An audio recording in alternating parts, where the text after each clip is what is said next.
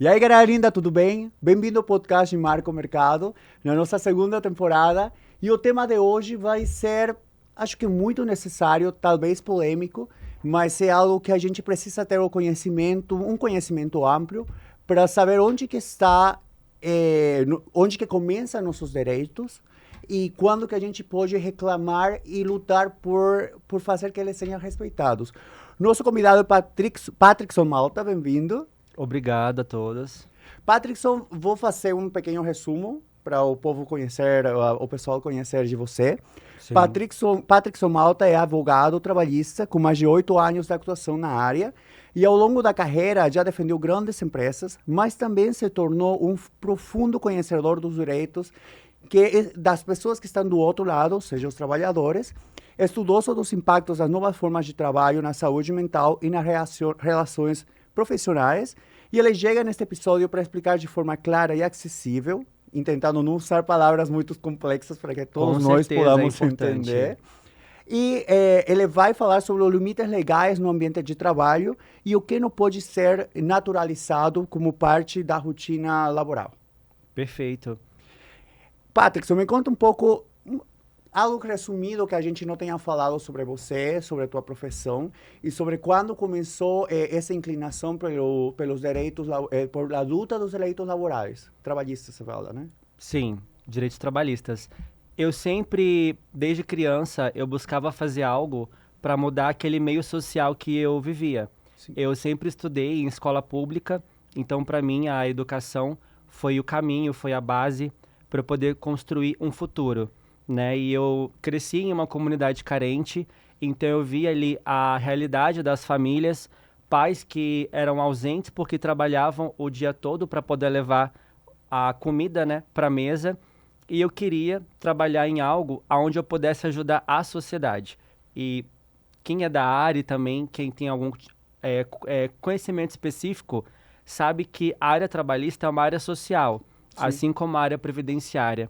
E nós temos que agradecer muito, né, a nossa CLT, que é de 1943, mas perpetua direitos essenciais para as garantias dos trabalhadores, né? O direito à alimentação, a transporte, a um salário digno, né? Por mais que hoje em dia a gente saiba que o salário mínimo ele é muito mínimo e ele não chega ali Exato, faz a honor ao adequar. nome mesmo. Exatamente. São garantias que foram conquistadas, né, com muito sangue e muito suor de trabalhadores que deram ali a sua cara, que foram para as ruas, né, nas movimentações, nas greves que nós conhecemos pela história do nosso país, para chegarmos hoje e termos direito a férias, a 13º e outras garantias mais que vamos falar aqui hoje. Você, com a parte que você falou da luta pelos direitos, sair na rua e tudo isso, vem uma relação com um filme que a gente estava vendo, analisando um documentário que se chama ABC da Greve. Não sei se você assistiu. Sim. Ele fala muito sobre... Não conhecia, a verdade, não conheço muito ainda da política brasileira. Acho que preciso me empalpar disso e também dos direitos laborais e trabalhistas. Acho que vai ser muito enriquecedor para mim a conversa, porque eu já virei brasileiro. Então, preciso ver, eu acho que o conhecimento que eu tenho dos direitos trabalhistas lá na Bolívia, né? E acho que temos bastante diferença, aunque também temos bastante similitudes. Na ABC da Greve mostra justamente o Lula, quando se encontrava representando os trabalhadores da ABC, da parte... Era automotriz, né? Da parte automotriz. E se veia esse primeiro grande movimento pelos direitos laborais e por melhores condições de vida dentro das fábricas que era. Sim, o ABC paulista, a questão automobilística, que é muito forte no Brasil nessa época, e a gente vê um líder que desde aquela época já representava, né, perante ali o sindicato da categoria e buscava melhorias nas condições de trabalho dentro da indústria, né, dentro daquele polo de produção ali em massa, né, aonde foi visto que era necessário ali uma reforma e uma condição melhor de trabalho para aqueles trabalhadores que tinham jornadas exaustivas, recebiam cada vez menos. A gente vê desde a Revolução Industrial, né, essa cultura de trabalhar mais, ganhar menos para ter mais volume de trabalho. Sim. Então isso é bom para quem? Para o trabalhador ou para quem está se beneficiando dessa mão de obra? Claro que é para o empresário. Então, assim, hoje a CLT, né, voltando para o Brasil, ela é necessária, ela está hoje um pouco mais equilibrada, né?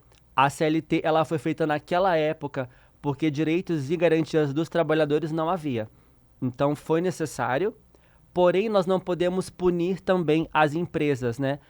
Nós temos que agir com equilíbrio, avaliar cada caso Sim. como um caso específico, porque nós temos direitos dos trabalhadores, mas também nós não podemos punir desenfreadamente as empresas, porque são elas que fazem, né, a máquina da economia girar. Movimentar, claro. Exatamente. Justamente eu questionava um pouco a finalidade do filme, porque você falava de um aumento salarial, acho que era de 81 pouco de por cento, era um aumento salarial abismal, e o documentário, ele não mostra nenhum lado da parte privada, da parte das empresas. Então Exatamente. eu pensava justamente nisso. Tá, você faz isso, essa mudança econômica, esse aumento salarial quase do 100%, mas o que aconteceria com a empresa privada e o que aconteceria com o Brasil nessa época que estava passando por uma crise? Não sei, a verdade, se foi por causa do regime militar ou se já estava vindo assim, antes do regime, mas você tem que ver todos os lados antes de tomar uma decisão e de ser radicalistas. Exatamente, é necessário um equilíbrio, porque o empresário, ele tem ali o seu negócio, ele precisa da mão de obra, assim como o trabalhador precisa também da sua colocação no mercado, a sua qualificação e o seu desenvolvimento do seu trabalho.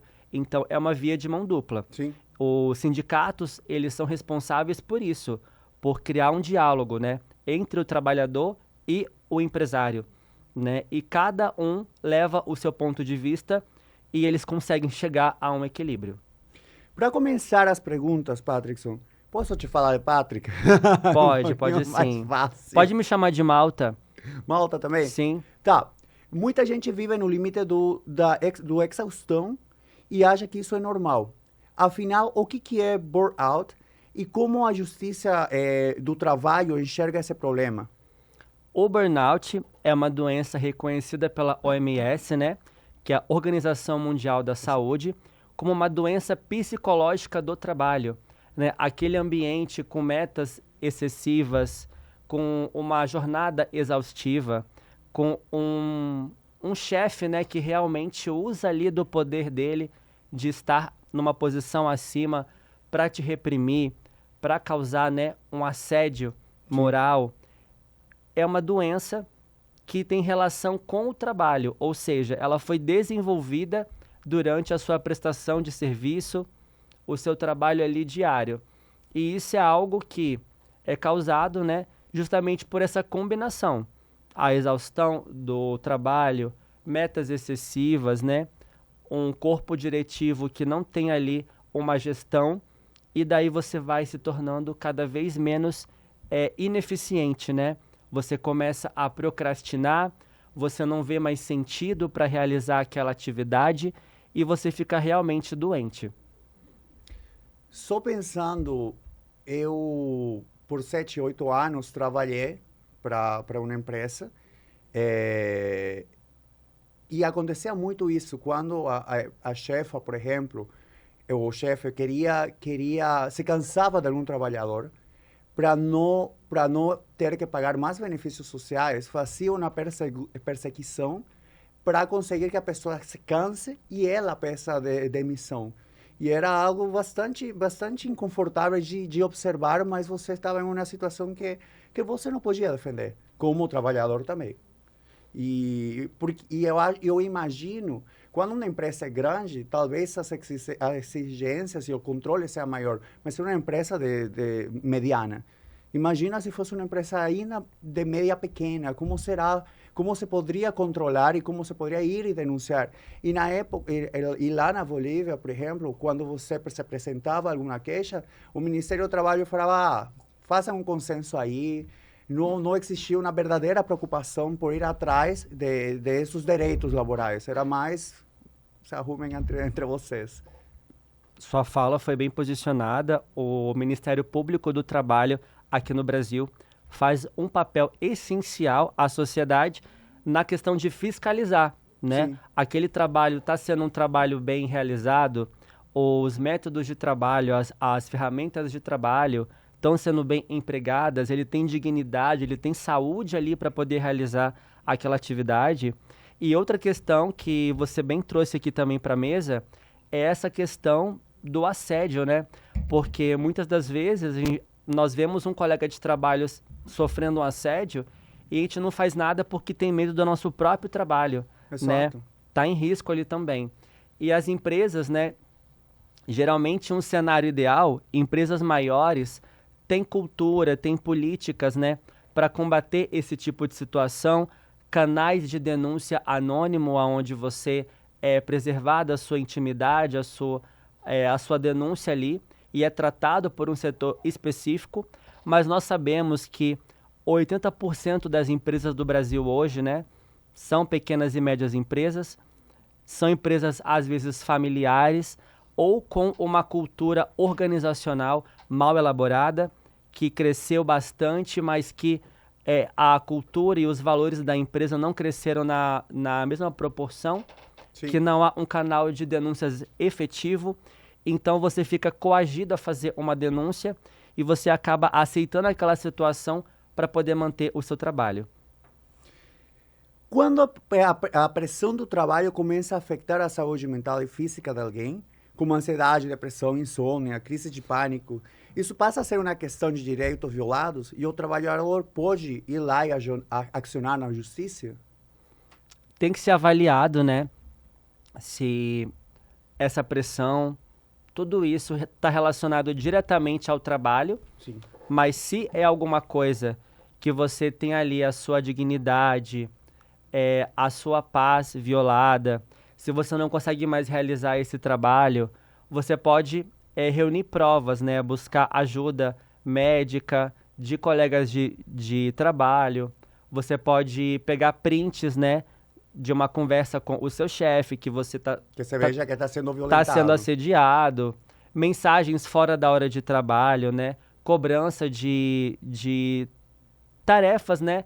Você se sente assim inútil, porque você faz seu trabalho durante aquele horário e mesmo assim você é cobrado mais e mais e mais e nunca é o suficiente. E o assédio, ele usa do poder diretivo dele para te colocar em uma situação de subserviência, ou seja, uma situação inferior. E ele faz você acreditar que você é inútil, que você não é um bom profissional, que você não entrega qualidade no seu trabalho e cada vez te sobrecarrega mais até você não ter mais vida além da que seja o trabalho. Você não consegue mais ter vida familiar, ter vida social, e isso gera sim uma doença e você pode sim procurar os seus direitos. Seja no Ministério Público do Trabalho, fazendo uma denúncia, sim, ou ajuizando uma ação trabalhista também. Quando você faz essa denúncia, por exemplo, você falou de ir atrás de ajuda profissional, psicólogo, psiquiatra, para avaliar se o que está acontecendo verdadeiramente está relacionado ao teu trabalho ou não. Correto. Mas isso, você tem que ir lá a procurar essa ajuda de uma maneira particular, você tem que ir no SUS, você vai no Ministério do Trabalho e você tem esse respaldo para você não ter que gastar, porque imagina, se você tem um trabalho com um salário que apenas se é suficiente para sobreviver, você vai estar gastando em psicólogo ou psiquiatra, impossível. Então, nós temos uma realidade hoje no país que é muito assim que acontece. Entendi. Né? Você tem uma doença ali psicológica, você tem um sistema que funciona muito bem, que é o SUS, mas ele demora. Né? Nós temos uma população com mais de 200 milhões de pessoas hoje no país. E um sistema que você tem que marcar ali uma triagem, marcar uma consulta. Então, às vezes, demora-se meses, né? Hoje tem várias alternativas a isso. tem planos de saúde mais acessíveis, mas isso daí vai de acordo com a realidade de cada pessoa, né? Se você não tem ali um laudo prévio, não pode marcar uma consulta, mas você entra com uma ação trabalhista falando que você tem uma doença psicológica, né, que você entrou em burnout, ou seja, o esgotamento total, mental, físico, psicológico, você não consegue mais ir para o trabalho, você não consegue mais falar com o seu chefe por conta do assédio, cobrança de metas, da exaustão mesmo, né? Sim. Aquele trabalho deixou você numa situação que você não consegue mais nem pensar em trabalho. Você não se sente mais digno, você não se sente mais útil. Você pode sim entrar com uma ação trabalhista e o juiz ele vai marcar uma perícia médica para você. E certamente aquela perícia médica sendo positiva, a empresa tem que pagar por aquela consulta, por aquela perícia. Tá. Se no marco positivo se comprova de que está relacionado essa depressão, essa ansiedade por conta do trabalho, o que acontece depois? Então, caso seja comprovada ali uma doença do trabalho, né, é gerado um afastamento do trabalho. Com esse afastamento, você vai para o INSS, né, até o 15º dia você recebe pela empresa, a partir do 16º dia você é encaminhado para o INSS, você passa por uma perícia, por um médico, né, da área. Se é um burnout, vai ser um psiquiatra, Sim. né, que é um médico que cuida das doenças psicológicas, né, ele entende sobre isso, ele vai ali fazer um parecer e você vai ficar afastado por um período, caso aquela perícia seja positiva. Um período decidido pelo profissional. Exatamente, exatamente. Geralmente ali 2 meses, 3 meses, 4 meses, 6 meses. Aí depois você vai passando por outras perícias. Ou, caso o profissional entenda que você está reabilitado, você volta para o trabalho. Só que quando você volta para o trabalho, depois de passar por um afastamento, aonde você tem uma doença ocupacional, o que isso quer dizer, né?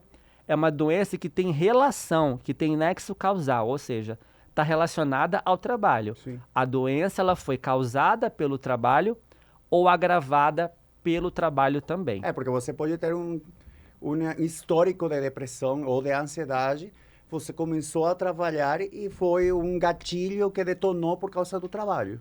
Exatamente. Tudo isso somente um profissional médico, né, da área psiquiátrica para poder emitir esse laudo. Existe algum segmento, por exemplo, eu fui dado de alta pelo psiquiatra, estou voltando a trabalhar após esse afastamento. Volto a trabalhar. Existe algum acompanhamento para saber se você está verdadeiramente integrado novamente na empresa? E eu imagino, ponto que o chefe fica puto da raiva, a RH fica puto da raiva que você pegou 3 meses de laudo, volta a trabalhar e faz essa perseguição laboral para você sair. Na verdade, isso depende da empresa, né? Tem empresas e empresas. A empresa que pensa na saúde do trabalhador e o quanto ele pode ser útil e valoriza isso, ele vai cuidar desse trabalhador, ele vai disponibilizar um médico do trabalho da empresa para poder fazer esse acompanhamento periódico, né? Uso de medicação, algumas atividades de reabilitação ali, para ele ser reinserido naquele ambiente profissional, promover melhores condições para ele, né? Aonde tem metas alcançáveis, um ambiente de trabalho mais saudável. E há empresas que, infelizmente, fazem essa perseguição. Sim. Isso é uma coisa que é de conhecimento público do Ministério Público do Trabalho, dos próprios juízes trabalhistas, né, do nosso país, que fazem um papel também muito importante. Nós temos que dar, né, parabéns a 3 órgãos aqui. A 4, na verdade, né? Primeiro, ao Ministério Público do Trabalho. Segundo, aos juízes trabalhistas que fazem um trabalho excepcional, defendendo ali esses direitos na prática, né? Os sindicatos e as empresas também, porque sem a empresa não é gerado o lucro, não é gerado o trabalho. Porque tem muita empresa, Marco, que respeita o trabalhador, que tem médico do trabalho, que tem ali essa reabilitação quando ele volta, que tem a política dela, os valores dela alinhados a isso. Tem empresas muito boas para se trabalhar hoje, mas também nós temos uma outra realidade. Porque isso estamos falando majoritariamente de empresas grandes, bem organizadas, né? Exatamente. Mas assim, a maioria das empresas que não são as grandes empresas, às vezes são empresas familiares, realmente, né, elas têm um crescimento ali que não acompanha essa cultura organizacional, essa governança, né, de saúde do trabalhador, porque a saúde do trabalhador é uma garantia que a Constituição dá a todo mundo, principalmente ao trabalhador, né? Patrickson, existe uma linha tênue entre cobrança e abuso. Como a lei define o que é assédio moral no trabalho e como a gente pode diferenciar com alcançar uma meta como qualquer empresa de vendas, por exemplo, tem? Sim, há uma diferença gritante entre cobrança e abuso. Qual que é essa diferença? A cobrança, ela vai ser clara, uma linguagem objetiva.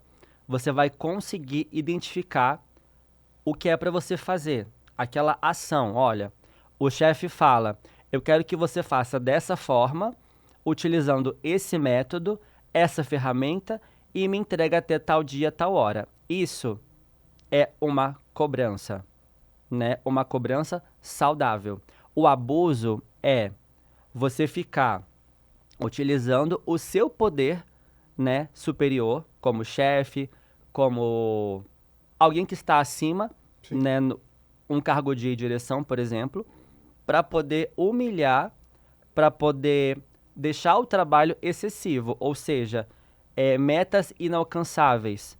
Você não explicar o processo, você pedir prazos que são impraticáveis, você humilhar aquele colaborador perante os colegas de trabalho, você dá um feedback perante todos, um feedback negativo somente para aquela pessoa. Esse tipo de assédio, ele é direcionado, ele é intencional. Quem faz o assédio sabe que está fazendo o assédio.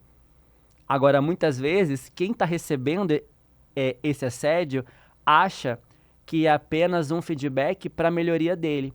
E daí ele vai se rebaixando, ele vai se permitindo isso diariamente até chegar a um ponto que ele perde totalmente a sua dignidade para trabalhar, perde a sua vontade de produzir e se torna um colaborador ineficiente até para poder realizar as atividades básicas do dia a dia. Como você fala, ou seja, quando você cuida da integridade do trabalhador, a produção vai ser maior. Porque se você puxa a pessoa a cumprir uma meta de uma maneira abrupta, exagerada, ou que ele vai ter que precisar gastar mais horários para cumprir essa meta, vai chegar o cansaço físico, psicológico e, portanto, a pessoa não, talvez tenha como se chama, uma alça produtiva por um curto tempo, mas isso não vai durar. É porque nós temos uma cultura no nosso país vinda, né, dos americanos. A da alta performance, a da produtividade, né, tem que performar. Nós estamos em São Paulo, né? Aqui em São Paulo, mais que em qualquer lugar do país, nós sabemos que o mercado ele é muito exigente, ele cobra demais e essa cobrança muitas das vezes não é saudável. Então, assim, essa busca pela performance, o chefe às vezes ele pratica aquilo ali porque foi passado para ele assim, ou porque ele tem essa cultura mesmo tóxica, esse ambiente se torna tóxico, né? Que não é saudável para ninguém. Então, assim, é uma equipe que não fica unida, é uma alta rotatividade e é uma entrega que tem picos, né? Você entrega muito até parar de entregar. E daí, quando você não é mais útil para a empresa, o que acontece? Você é descartado e substituído. Então, assim, nós estamos em uma cultura e em um cenário hoje realmente não muito bom. Como podemos identificar que uma meta é extremadamente alta e intangível? E como a gente poderia proceder para tentar mudar isso quando a gente está no ambiente laboral? Então, hoje as empresas precisam de ter uma cultura de governança, né? Valores, tudo ali no papel, né? Sim. Você precisa padronizar a forma de trabalho. Por exemplo, eu peço para você fazer algo para mim, um trabalho X, usando a ferramenta Y e me entregar em tanto tempo. Eu preciso desenhar esse caminho para você, ensinar para você como fazer o trabalho. E aí você entendeu? Eu te dei treinamento, qualificação para poder realizar isso. Você tem aquele tempo para poder me entregar, né? E isso é baseado em métricas. Quem já fez antes de você? Como que foi entregue? Então você consegue ter parâmetro de qualidade, de tempo de entrega, e aí se torna algo tangível, algo realizável. Agora, quando você passa algo que extrapola tudo isso e usa, né, a forma de falar, a forma de cobrar, né, a utilização dessa forma de cobrar como forma de humilhar aquele profissional, isso é assédio moral, isso é abuso diretivo, isso tem que ser punível, né? E muitas das vezes a gente tem uma empresa ali que tem um canal de denúncia anônimo, mas muitas das vezes isso não existe. Então a gente tem outras formas, né, de buscar ali esse equilíbrio. Quando, por exemplo, se uma empresa tem uma venda, uma meta de vendas e o vendedor passa dessas vendas, a empresa está obrigada ou não a dar algum reconhecimento financeiro para esse trabalhador? Olha, geralmente no setor de vendas, principalmente, que se trabalha com metas, isso é algo comum, né? Você reconhecer quem teve ali o esforço, a facilidade. E esse reconhecimento é bom para incentivar não só esse profissional, mas toda a equipe, né?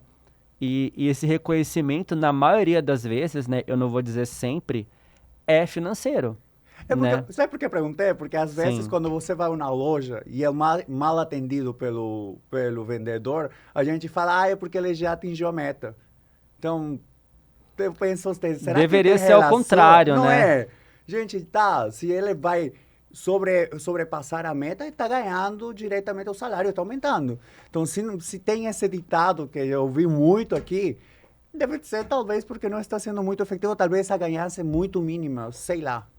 Bom, eu não concordo com essa fala de que se ele atendeu mal é porque já cumpriu a meta. Eu acho que é o contrário. Eu acho que o bom colaborador, ele trabalha feliz, ele trabalha saudável, isso em qualquer área, e ele vai gerar lucro para a empresa, porque ele tem um ambiente saudável para se trabalhar. Ele tem uma empresa que, né, o beneficia, que o valoriza, ele se sente valorizado na empresa. Eu falo para você, Marco, não existe nada melhor do que um profissional que se sente valorizado.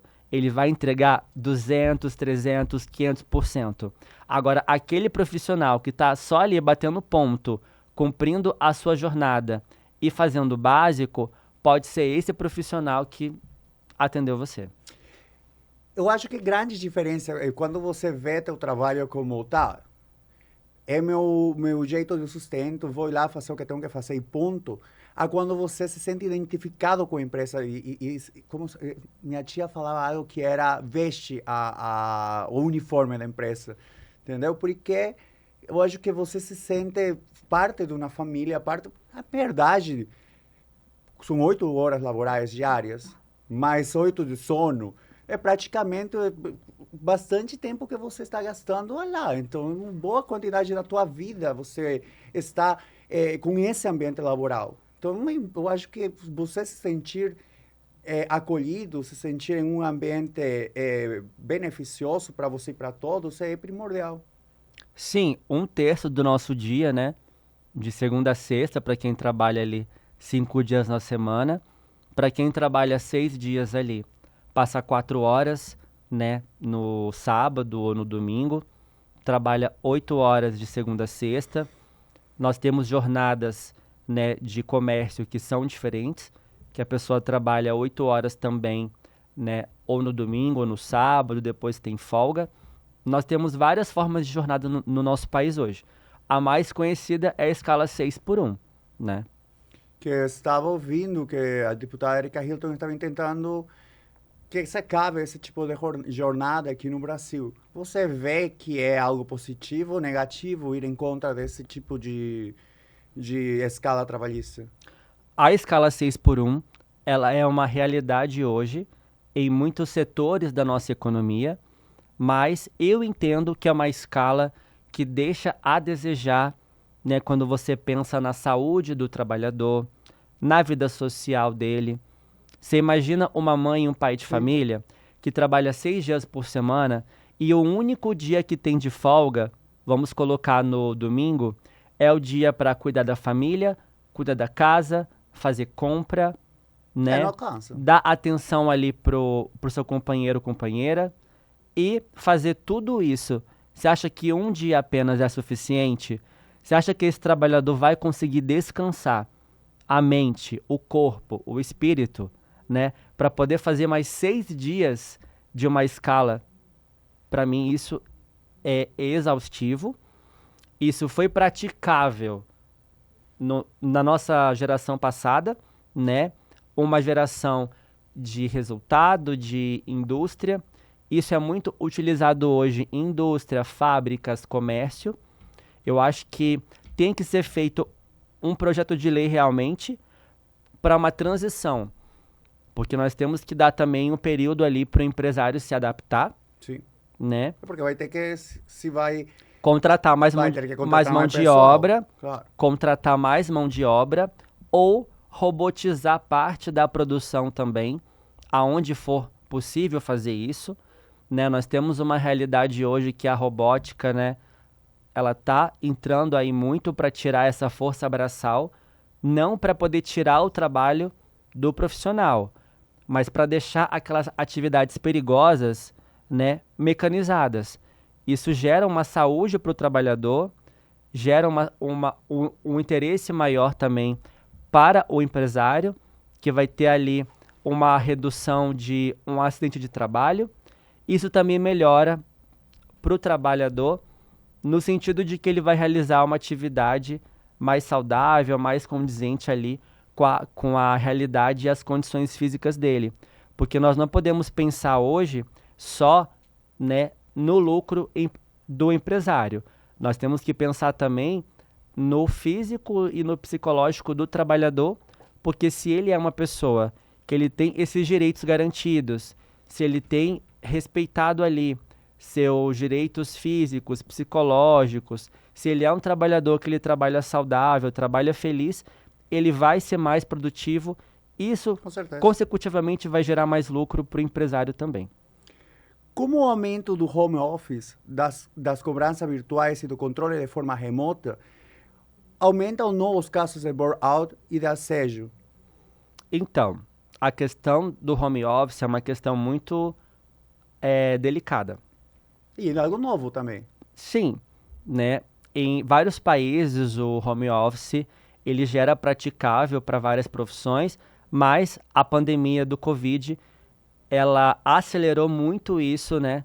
Principalmente no nosso país, que tinha uma cultura do presencial, né? Sim. Hoje em dia nós temos muitas profissões que adotaram o regime híbrido, ou seja, você trabalha 2 dias em casa, 3 dias na empresa ou vice-versa, e também muitas profissões que perceberam ali que tinham a redução de aluguel de espaço, várias outras Começaram coisas. a aparecer esses estúdios que você só aluga para ter reuniões, para ter... Exato. E não tem já uma loja física, né? Exatamente. Então, há profissões em que o home office hoje é uma realidade. E o que acontece? Você hoje, quando trabalha no home office, você tem que entregar tantas tarefas, tantos projetos, tantos prazos por dia. Você tem uma quantidade de tarefas para poder realizar Sem naquele horário, dia. sem contar o horário que você começa e Então, termina de trabalhar. a questão é essa. A jornada de trabalho e essa cobrança excessiva. Eu vou conseguir realizar em 8 horas de trabalho aquelas atividades? Pode ser que sim, pode ser que não. Então, aonde começa o excesso, aonde começa o assédio e aonde começa a doença do trabalho na questão da cobrança e do estresse psicológico e desse excesso que a pessoa que tem aquele poder, né, de gestão oprime o trabalhador.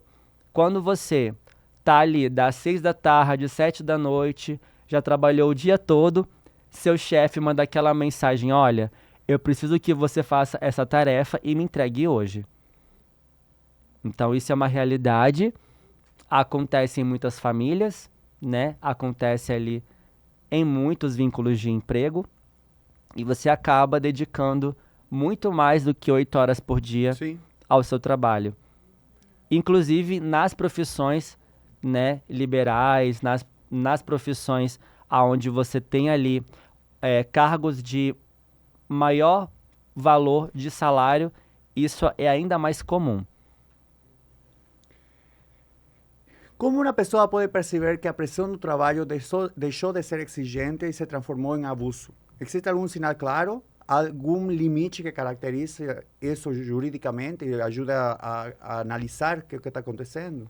Então, o próprio colaborador, trabalhador, ele vai se sentir angustiado, ele vai se sentir triste, ele não vai ter mais vontade de trabalhar, ele vai adquirir realmente uma doença psicológica, né? Uma depressão, um estresse, uma ansiedade, ele vai ter crises de ansiedade.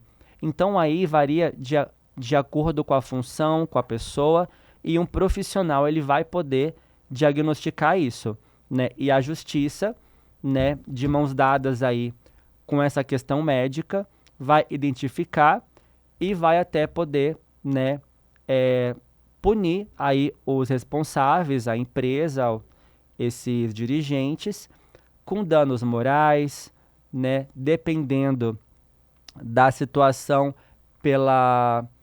por deixar de fazer alguma coisa também, pela omissão, né? Porque às vezes um RH da empresa ou os donos da empresa sabem do que está acontecendo e fazem vista grossa, né? Não Patrícia, fazem nada. uma pergunta que veio na minha cabeça. Qualquer psiquiatra pode fazer esse laudo falando de que essa depressão, essa ansiedade, esse insônia é por causa do trabalho? Porque eu penso, como também a empresa se defenderia do trabalhador que pode ou não inventar, ou sei lá, se tem que ter algum profissional que tenha alguma colaboração com o Ministério do Trabalho, que seja legitimizado, ou como a empresa também se protegeria nesse caso? Uma ótima pergunta. Quando você é afastado pelo INSS, é um médico do INSS, é um servidor ali, né, que está acostumado no dia a dia dele ver situações semelhantes, ele vai ver o seu histórico médico e vai te analisar ali, consulta presencial, olho no olho, e vai tentar identificar. Sim. Isso é um ponto. Outro ponto é quando você aciona o judiciário, abre uma ação trabalhista, uma reclamação trabalhista, alega que você tem uma doença ocupacional, que você teve o estresse, o esgotamento no trabalho por conta das atividades, da pressão psicológica, da cobrança de metas excessivas, e daí o juiz ele vai designar um perito médico da confiança dele. Então, para você ser, né, designado, você se deixa seu nome à disposição ali para a vara do trabalho, o juiz ele vai pegar, de acordo com o seu histórico, né, com o seu currículo, ele vai te designar para fazer aquela perícia. Vai ser marcado o dia e horário, você vai comparecer e ele vai fazer um laudo isonômico, ou seja, ele vai fazer um laudo não para beneficiar o colaborador, o trabalhador que entrou com a ação, tampouco a empresa que está se defendendo. Ele vai se ater à realidade do paciente. Então, para ele, para o médico, ele é um paciente e nada mais que isso. Então, ele vai emitir um laudo imparcial das condições psicológicas daquele colaborador, daquela pessoa que está ingressando com a ação. Nós falamos que o direito de ação é para todos, né? Mas comprovar o direito, aí é uma outra questão. A gente estava falando antes de começar o podcast, que é algo que eu não tinha conhecimento. Quando você termina um trabalho laboral, você passa por uma avaliação para saber se você está saindo desse trabalho em boas condições. Existe verdadeiramente um segmento, um controle psicológico, psiquiátrico antes de eficiente, antes de começar o trabalho e quando você culmina esse trabalho? A resposta é que na prática não existe, né? Você não faz ali um exame psicológico com um médico psiquiátrico antes de entrar em uma profissão. O que você tem são entrevistas com psicólogos que tentam identificar Em minutos. possíveis síndromes, possíveis doenças ali pré-existentes, né, para aquela atividade. E você também tem um médico do trabalho, que é um médico que geralmente é um clínico geral, que vai olhar para você, ver se você não tá com nenhum osso quebrado. É algo muito evidente. Fala que você tá apto e você vai lá trabalhar. É basicamente assim que acontece. Então, assim, na realidade do nosso país hoje, para você falar que tem uma doença do trabalho, seja física ou psicológica, você tem que realmente procurar ali um profissional qualificado, especializado para poder emitir esse laudo. Ou seja, para você conseguir essa comprovação só com um médico especializado. Esses médicos de medicina do trabalho, psicólogo que faz entrevista, dificilmente eles vão conseguir ali deixar uma questão clara. Claro que eles têm o seu papel, é importante, né? Para identificar. É uma filtragem, né? Uma filtragem, mas não é o necessário. É um filtro, mas ele não consegue identificar ali uma comorbidade, uma doença pré-existente. Mas a diferença, né, do nosso assunto de uma questão para outra esse tipo de profissional, o médico do trabalho, né, e o psicólogo de processo seletivo, ele é para poder identificar doenças pré-existentes para o trabalho. Já o burnout, o assédio moral, né, doenças psicológicas durante o trabalho, aí realmente é necessário um profissional qualificado para analisar, né, esse nexo causal, essa ligação entre o trabalho e a situação que você está passando e o que gerou isso, né?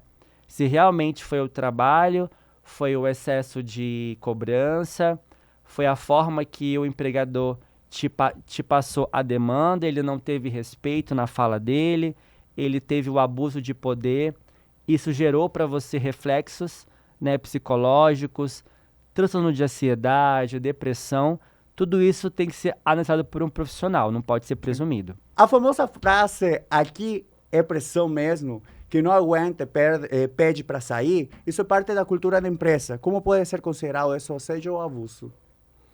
Isso é uma cultura completamente ridícula de uma sociedade que quer normalizar essa situação, né? Eles querem normalizar a situação de que é assim mesmo, é assim que a empresa funciona, é assim que a gente sempre fez, então é assim que vai continuar. Qualquer ambiente de trabalho que você faça uma pergunta e te respondam é assim mesmo, é assim que é assim que a gente faz, é assim que tem que ser. É um sinal que está errado, né? Isso é sinal de uma empresa que não tem cultura, não tem missão e não tem valores que respeitam o trabalhador. Então, assim, isso é totalmente uma validação de assédio moral, de práticas irregulares, de perseguição no trabalho, cobranças excessivas, né? E aí, como nós já falamos, o próprio empregador, ele pressiona, ele assedia a ponto daquele trabalhador pedir demissão, sendo que, na verdade, ele devia entrar com uma rescisão indireta, né? O que é a rescisão indireta? O trabalhador não está cumprindo comigo a parte do contrato dele, que é de me oferecer boas condições para trabalhar. Condições estas de saúde, integridade, conseguir fazer bem o meu trabalho de forma correta, tranquila, né? Com estabelecimento de regras, procedimentos e prazos. Então eu vou até o judiciário e falo: Excelência, estão pagando o meu salário em atraso. Excelência, não estão pagando o meu FGTS na minha conta. Excelência, estão me cobrando metas abusivas e não me pagaram a comissão de 2 meses anteriores. Eu estou trabalhando e não estou recebendo, né? Eu não estou conseguindo trabalhar de forma saudável. Então, Excelência, veja essa situação e faça a empresa me demitir como se fosse sem a justa causa. Sim. E me pague todos os meus direitos. Então há essa modalidade jurídica para isso. Como controlar quando o chefe está te ligando, por exemplo, em horários fora do trabalho? Se ele te dá, te exige metas que você tem que tomar 2 horas de descanso para conseguir cumprir elas. Então, eu acho necessário um diálogo, onde esse diálogo ele é permitido, né? Porque muitas das vezes você não consegue ter esse diálogo de dar um feedback também para a pessoa que está ali gerindo o seu cargo, que está acima de você, que te dá as ordens, né, para você fazer o seu trabalho. Mas eu acho importante, se você está passando por algum tipo de assédio, se você está passando por alguma situação que passa do normal, que é frequente, que atinge ali o seu psicológico, a sua produtividade, a sua vida fora do trabalho, é uma coisa que, se não tem uma mudança, não é necessário você sair do trabalho de imediato. Você pode colher provas como prints, você pode gravar vídeo, gravar áudio, né? Conversar com outros colaboradores da empresa para ver se eles passam pelas mesmas coisas, porque a prova testemunhal aí, ela é bem importante também. Sim. Né?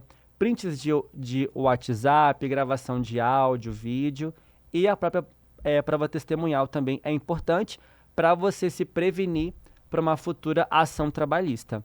Mas assim, tenta primeiro conversar, né? Ver a questão ali se a empresa tem algum canal de comunicação para fazer uma denúncia anônima, procurar alguém que está acima do seu chefe para tentar conversar, caso essa conversa com ele seja infrutífera, caso você não tenha conseguido ali ter um diálogo com ele.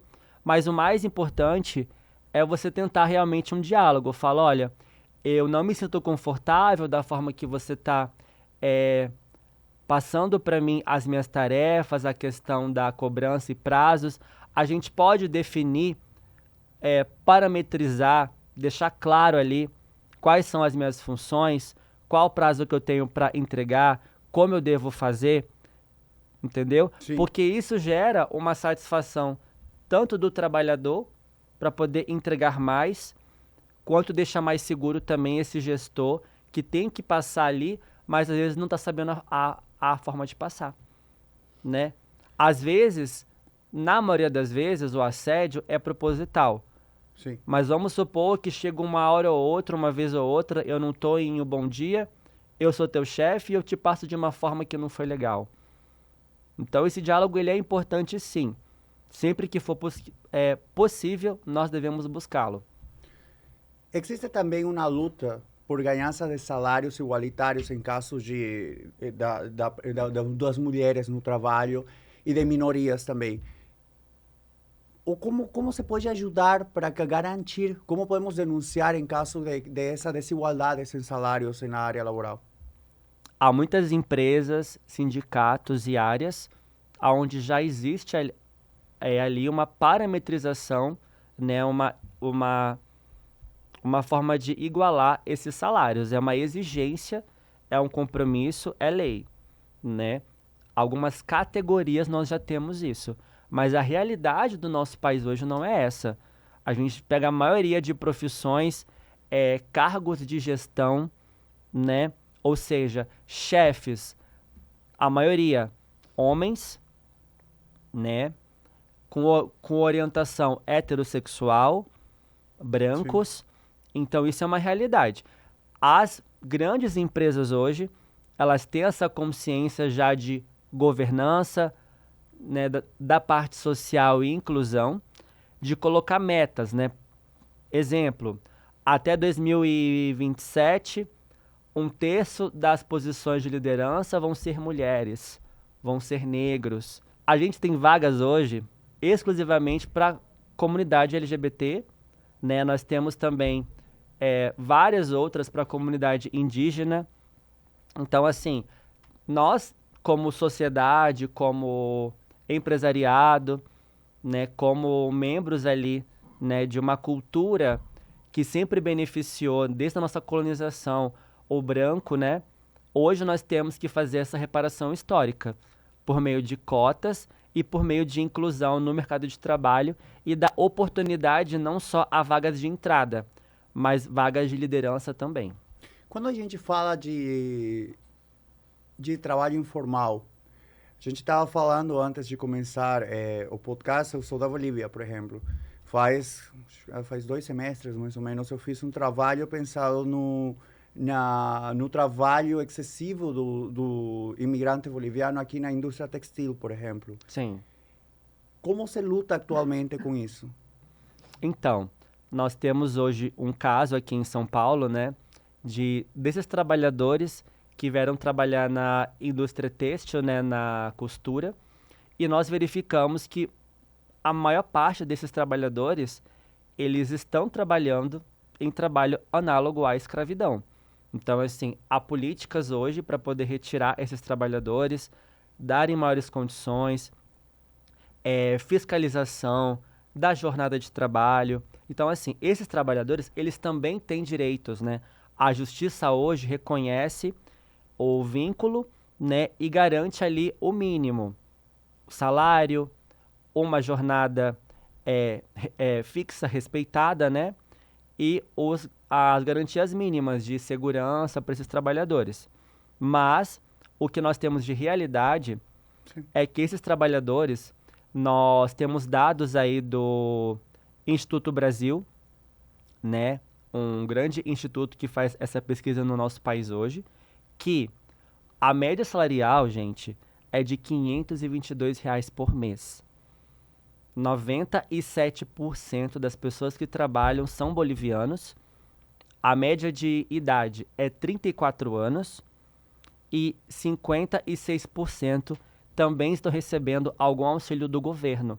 Então, assim, o nosso país, ele faz a inclusão nos sistemas de benefícios desses trabalhadores e eles têm sim direitos trabalhistas.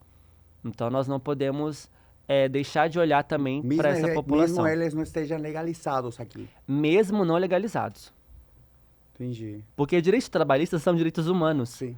Né? Que toda pessoa tem que ter a dignidade de vida. Né? O direito ao trabalho é um direito constitucional. Né? Assim como o acesso à saúde, à educação, direito à vida, à liberdade de expressão. Então, o direito ao trabalho e à dignidade estão bem interligados. Então, o imigrante, mesmo sem estar legalizado, também tem esse direito. Recentemente veio à tona um caso de uma mulher surda que viveu por quase 40 anos na casa de uma família, sem salário, sem acesso à educação, sem aprender livros, realizando tarefas domésticas sobre pretexto de ser parte da família. Ela perdeu a audição na infância após ser agredida e nunca teve autonomia, configurando uma situação análoga à escravidão.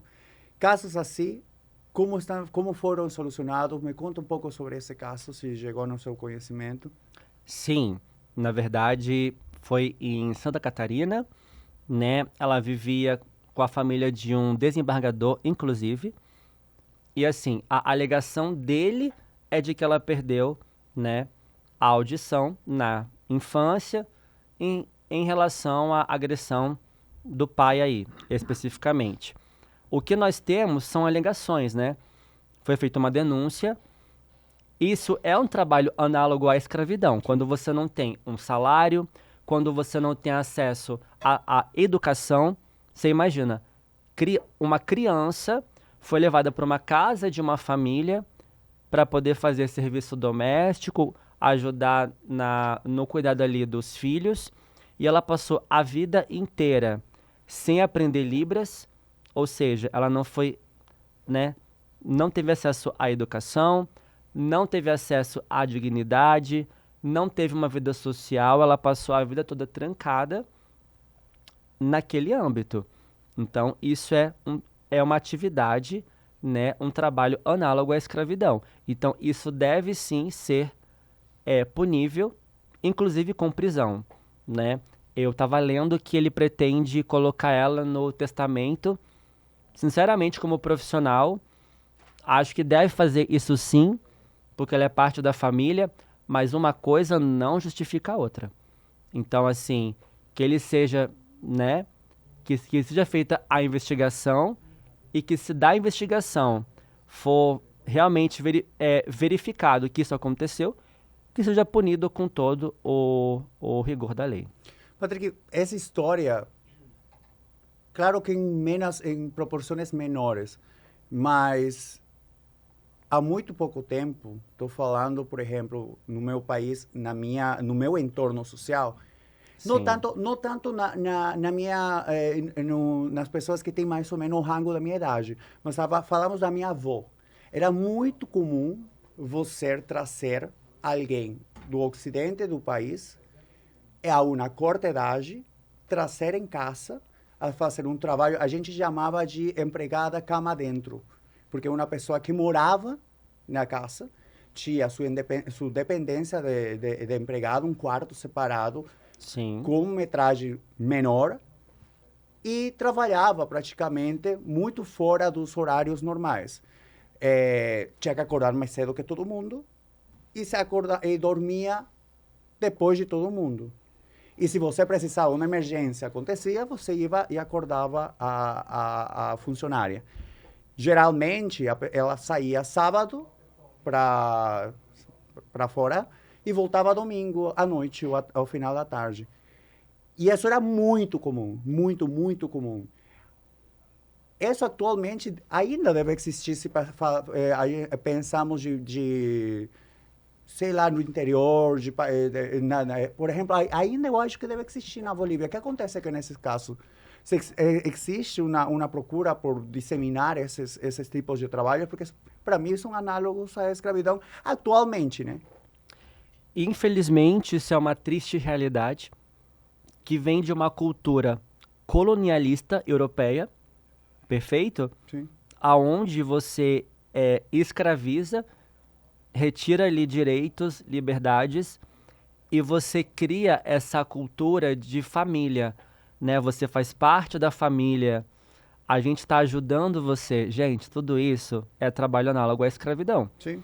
Porque se você tira a dignidade, a liberdade, o direito à educação, porque a maioria desses trabalhadores não tinha como estudar, né? Eles não tinham uma jornada fixa de trabalho.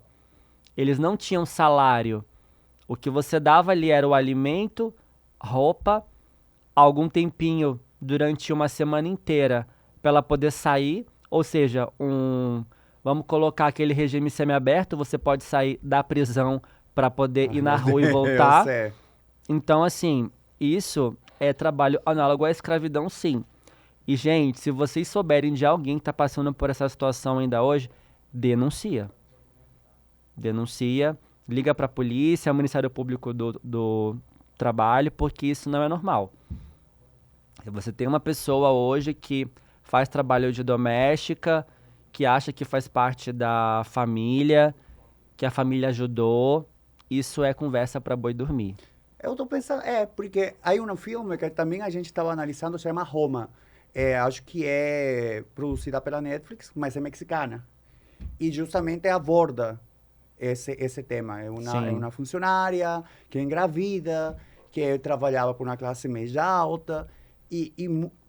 Para mim foi impressionante, porque muito do que eu vi nesse filme eu vivi na minha infância. Só que, por exemplo, meus avós incentivavam a funcionária a estudar às noites, por exemplo. Ela saía um pouco mais antes, iam lá estudar. Então, para meu pensamento de criança, agora adulto penso diferente, mas para mim, conceito de criança, meu avô era excelente. Só que, por exemplo, a funcionária nunca podia comer na mesa, tinha que comer na cozinha. Então, só pensando no começo da conversa da gente, como é evoluído os direitos trabalhistas, mas também, eu imagino, o Brasil é um país tão imenso, não deve chegar a todas partes, então deve ser complicado conseguir acabar. Em Santa Cruz, eu acho que não vi mais trabalhos assim perto de mim, mas estamos falando dos tempos atuais. Agora, não sei que tão real seja isso, tão palpável. E eu falando de tempos atuais, nós temos o caso de vários trabalhadores que foram encontrados em uma fazenda em Goiás, né? Ligada aí a um cantor sertanejo. Vários trabalhadores que tinha lá uma vendinha, eles não podiam sair de um alojamento, trabalhavam o dia todo, o que eles ganhavam, eles podiam consumir só nessa venda, não podiam consumir em lugar nenhum e não podiam sair também. Nós temos o Um tipo de caso, sequestro. nós temos o caso da vinícola, eu vou falar o nome aqui, Vinícola Aurora, e algumas outras vinícolas, onde o Ministério Público do Trabalho está fazendo uma fiscalização até hoje, foram autuados porque tinham vários trabalhadores ali, né? Vários trabalhadores em trabalho análogo à escravidão, que vieram principalmente do norte, do nordeste, né? Com promessa de trabalho e ficaram presos ali. Não podiam ir embora, tinham que também passar por todo esse sistema de trabalho escravo. A Vinícola Aurora, por sua vez, diz que não tem nenhuma relação com isso, nem ela nem as outras vinícolas, que era um trabalho terceirizado, esse trabalho nas vinícolas, né, de colheita de uva, esse trabalho artesanal, debaixo do sol, o dia inteiro, em jornada exaustiva, né, em uma jornada e condições análogas à escravidão, e falou que não tinha conhecimento, né? Em que pé que tá aqui isso, qualquer um que entrar na internet vai conseguir Informação sobre vai isso. conseguir informação.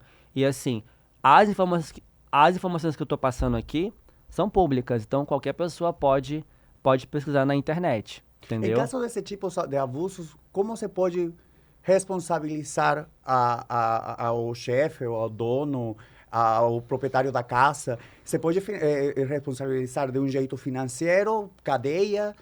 Ambos, tanto multas que podem ultrapassar milhões de reais, né, quanto a própria prisão. Porque assim, tem várias formas de você punir. Se você não sabia, se você sabia e por omissão não fez nada, ou se você diretamente contribuiu. E nós temos órgãos, né, governamentais, Ministério Público do Trabalho, que faz um excelente papel, novamente falando, nessa questão de receber a denúncia, tratar a denúncia, fiscalizar e ver realmente o que é fato e o que não existe. Então, nesse caso, foi comprovado sim, esses trabalhadores receberam ali tratamento Sim. psicológico, médico e puderam voltar para o seu convívio com as suas famílias, porque eles foram por uma promessa de trabalho e não puderam mais voltar para suas casas. Em caso de isso, teve alguma ajuda para essas pessoas conseguirem um trabalho após isso? Ou só voltaram para sua casa e foi aí? Tem todo o incentivo, sim, do governo, Sim. junto com o Ministério Público. Tem várias políticas nesse sentido, de realocar no mercado de trabalho, oferecer ajuda Importante. psicológica, sim. É um trabalho muito bom feito pelo MTE, pelo MPT também, entendeu? Patrick, para culminar, porque a gente teve uma conversa muito boa e passou rápido o nosso tempo, para Sim. quem ouviu até aqui e se identificou com essas situações, seja burnout, assédio ou até a exploração mais grave, qual é o primeiro passo? Onde você pode procurar ajuda e o que fazer para se proteger e não se sentir sozinho nessa luta? Olha, eu acho que o mais importante é identificar o que está acontecendo, né? Buscar informação, buscar ajuda, principalmente jurídica, né? Procurar um advogado, procurar o Ministério Público do Trabalho em caso de denúncias mais graves, né? E procurar realmente seus direitos, porque quem é informado não é lesionado. Eu falo sempre isso, quem é informado não é lesionado. Então, se eu sei que eu estou no meu direito, né, ali, e não está sendo respeitado, eu vou buscar uma reparação, eu vou buscar ali um equilíbrio, e eu acho que se informar é o principal. E caso você saiba de alguma situação, né, de trabalho análogo à escravidão, está sofrendo assédio no trabalho, alguma cobrança de meta excessiva, ou se você não está mais tendo saúde para trabalhar em decorrência da pressão psicológica do trabalho, do seu chefe que não te respeita, procure seus direitos. Patrick, muito obrigado por teu tempo, por a conversa tão importante. E outra coisa queria te perguntar, nos informa por favor tuas redes sociais, como contactar a você em caso que queramos ter a ajuda de você e todo o assessoramento. Eu agradeço pelo convite, acho um assunto essencial para a sociedade, para a população, para os trabalhadores, para toda a comunidade. E caso vocês queiram, né, saber mais, buscar alguma orientação, serem informados, tem o meu Instagram, que é doutor.malta, e no meu LinkedIn também, Patrickson Malta, vocês me encontram. Patrick, eu vou te dar um presente para você lembrar do nosso podcast. É um muito lequecinho com o logo da empresa. Muito obrigado. Para você guardar com carinho e muito lembrar obrigado. da gente. Vou lembrar de vocês. E, gente, busquem seus direitos e tenham saúde, porque hoje 1/3, Marco, das pessoas estão adoecendo psicologicamente por conta do trabalho. Então, a doença do século hoje são doenças psicológicas. Então, cuidem-se bastante, principalmente aqui. Então, galera, não esqueça de curtir, comentar, compartilhar nossos conteúdos e ativar o sininho para receber as próximas notificações. Um beijo.